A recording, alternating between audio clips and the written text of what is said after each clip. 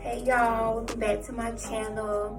I just washed my hair, washed and conditioned it.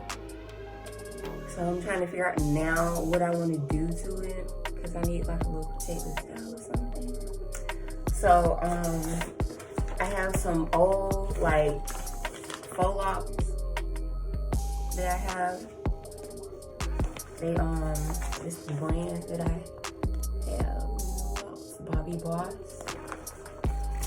But I think they're the 14, it's not the 14, but the 18 inch, I think. Then I just have like some old passion twist hair. Drop my comb. I have some old passion twist hair. This is not the right pack for the hair.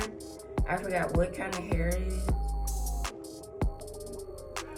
I think it's Bobby Boss as well, but it's like the passion twist hair.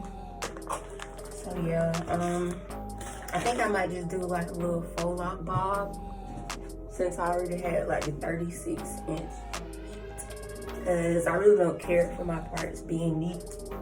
So I'm gonna show y'all what all I have on the side. Some rubber bands, some moisturizer for my hair. Since my hair is gonna be in these locks for a while, I need to moisturize my hair and stuff. And some edge booster. And some shine and